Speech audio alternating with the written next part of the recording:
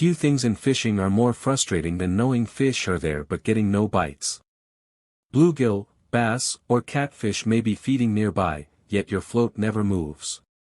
Most anglers blame the bait, the scent, or the tackle, but the real problem is often something else.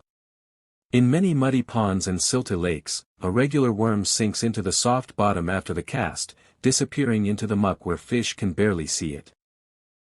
You can keep changing baits and attractants for hours without realizing the presentation, not the bait, is what's holding you back.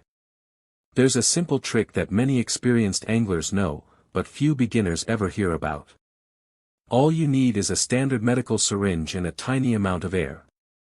Injected correctly, the worm no longer lies buried in the mud. Instead, it floats just above the bottom, right in a fish's line of sight. It sounds unusual, but one small detail determines whether this method works, or ruins the bait completely. In this video, I'll show you why this simple technique can sometimes outperform expensive boilies, scented dips, and other popular baits. We'll look at where it works best, where you should never use it, and the common mistakes that keep anglers from getting results. The biggest mistake is surprisingly simple. We spend time attracting fish, then accidentally hide our hook where they can't easily find it.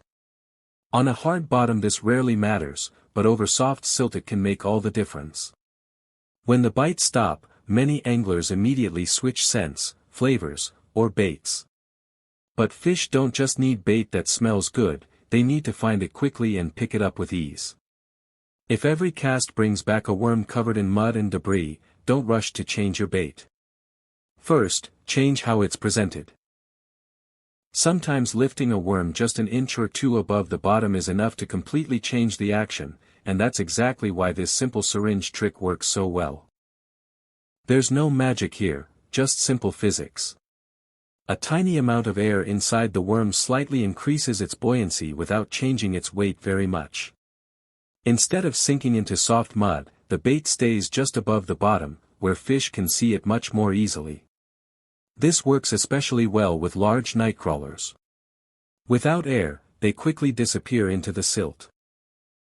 With this trick, part of the worm remains suspended and continues to move naturally, often attracting cautious bluegill, carp, or catfish. The biggest mistake is adding too much air. Some anglers overdo it and inflate the worm until it looks unnatural. That's exactly what you don't want. One gentle press on the syringe is usually enough, sometimes even less than half a milliliter, depending on the size of the worm. Smaller worms need very little, while larger nightcrawlers can handle a bit more. If you're fishing with a bunch of small worms, it's usually better to lift the bait with a longer leader or a small floating bead instead. The goal isn't to create some secret scent or miracle effect. Air has only one job: keep the bait slightly above the silt so fish notice it faster.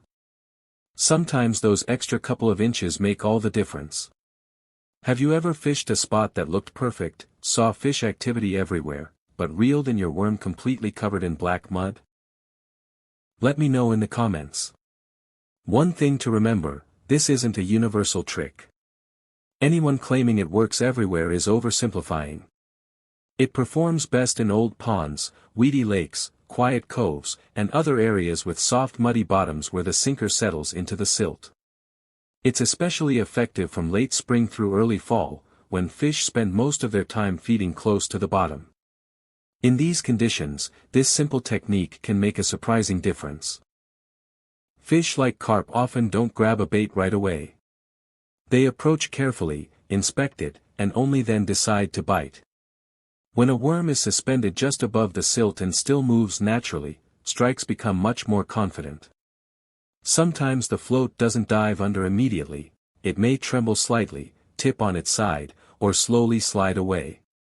Other species react differently, but the principle is the same: a bait that's easier to see is easier to eat. This technique is especially effective in quiet, weedy ponds with soft muddy bottoms. Fish feeding close to the bottom are much more likely to notice a worm that sits just above the silt instead of disappearing into it.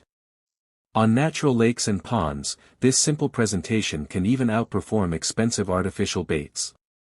But don't expect miracles, it won't help much in strong current, where the bait spins constantly, or over hard, clean bottoms where the worm is already easy to find. In very cold water, adding too much air can also make the bait look unnatural and scare off cautious fish. Think of this as another tool in your tackle box, not a magic trick. Its only purpose is to solve one specific problem, keeping your bait from sinking into soft mud. When that's the reason you're not getting bites, this method can make a noticeable difference. The key is to use only a small medical syringe so you can control exactly how much air goes into the worm. A larger syringe makes it much easier to overinflate and ruin the presentation. One last thing, always dispose of your syringe and needle properly after the trip. Never leave them on the bank or in the grass. It's not just about keeping your fishing spot clean, it's about protecting other anglers, kids, pets, and wildlife. Good fishing also means respecting the places where we fish. Choosing the right worm is just as important as using the technique itself. A fresh, lively, firm worm works best because it holds air much better than an old, weak one. Small red worms have great scent but are often too small for this method, while large nightcrawlers can be too big for smaller fish. In most situations, a medium-sized worm is the best choice. The process is simple but requires a gentle touch. Insert the needle shallowly near the back of the worm at a slight angle. There's no need to push it all the way through. A tiny amount of air is enough to make the worm slightly firmer. Before making your first cast, test it in the shallow water near the bank. If it still lies flat on the bottom, add a little more air. If it floats too much, you've added too much. The ideal result is a worm that looks completely natural, with only the tail lifting slightly above the bottom. How you hook the worm also matters. Sometimes I leave part of the tail free so it keeps moving naturally in the water. But if small fish are constantly stealing bait, a different hook presentation may work better. I always spend a few seconds checking the bait before the first cast. That quick test often saves hours of wondering why the fish aren't biting. Many times, the problem isn't the location, it's simply that the worm has disappeared into the mud. Remember, less air is always better.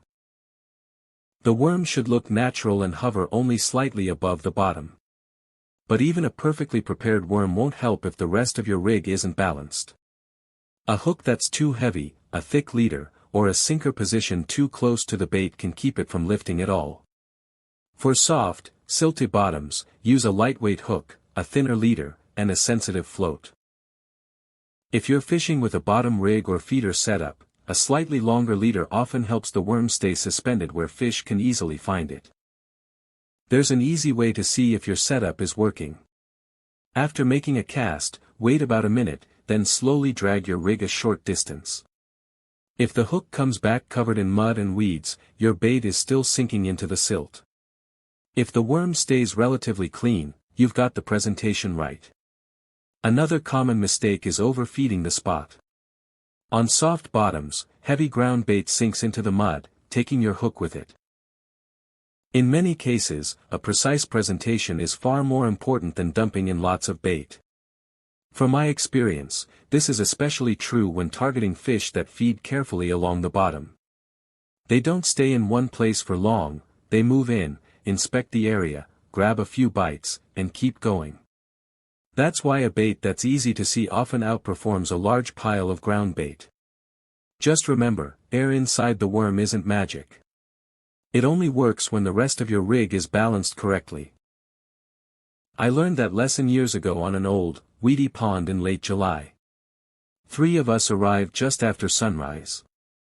Fish were clearly active, the water was alive with movement, yet none of us could get consistent bites. After nearly an hour, I reeled in my rig and noticed my worm was completely covered in black silt. That's when I remembered the small syringe I'd left in my tackle box. I added just a tiny bit of air, tested it near the bank, and saw the tail of the worm lift slightly off the bottom. A few minutes after the next cast, my float slowly tipped over and slid away. I set the hook and landed a solid fish. Then another one followed, and before long I caught one of the best fish of the morning. Nothing else had changed, the same spot, the same bait, the same conditions. The only difference was that my worm was no longer buried in the mud. Sometimes it's the smallest adjustments that make the biggest difference on the water. At first, my fishing buddies laughed when they saw me using a syringe. About 30 minutes later, they were asking to borrow it. Now I'm curious, would you give this trick a try, or does it still sound too strange to believe? I used to think it was just another fishing myth myself. So why does a worm suspended just above the mud get more confident bites? The answer is actually simple. Fish are extremely sensitive to movement and naturally notice bait that looks alive. When a worm hangs just above the silt and keeps moving, it's much easier for fish to spot. If it sinks deep into the mud, its scent is masked by the bottom, making it much harder to find. There's another reason too, fish usually inhale food with a quick suction. A worm buried in the mud is harder to pull in, while one sitting slightly above the bottom is much easier to grab. Of course, balance is everything. Lift the bait too high and the advantage disappears because most bottom-feeding fish search for food close to the lake bed. Adding too much air is also a common mistake. The worm should look completely natural, not float like a bobber. Always use a healthy, lively worm, check your presentation near the bank before casting, and don't expect instant results. Sometimes a small adjustment to the leader length, fishing spot, or bait height is all it takes. One last reminder. Always take your syringe and needle home when you're done.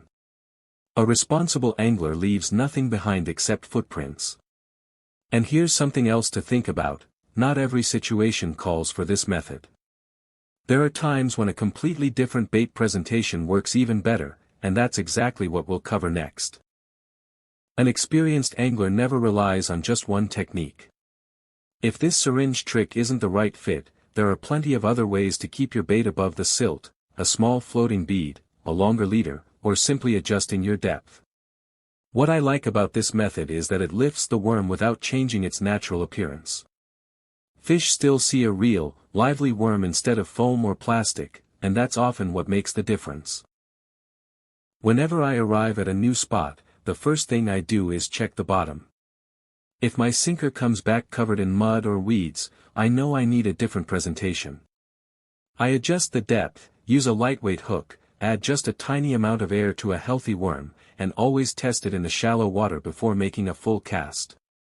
I also avoid casting right into the middle of the baited area. Bigger fish often patrol the edges rather than feeding in the center, and that's where many of my best bites come from. Be patient after the cast, but stay alert. Fish may inspect the bait before committing, so don't strike too early, or too late. Every few casts, check the worm again. Air slowly escapes, the bait can get damaged, or it may sink back into the mud. Sometimes I even fish two rods side by side, one with a regular worm and one with a suspended worm, to see which presentation the fish prefer that day. The biggest takeaway is simple: on soft, muddy bottoms, fish often aren't ignoring your bait, they just can't see it. A tiny amount of air doesn't perform magic, it simply keeps the worm where fish can find it more easily. If your worm keeps coming back covered in black silt, give this method a try. And now I'd love to hear from you. What's the toughest bottom you've ever fished, and what worked best for you? Share your experience in the comments. In the next video, I'll show another simple trick that can help you catch bigger fish where everyone else is only catching the small ones. Until then, tight lines, and I'll see you on the water.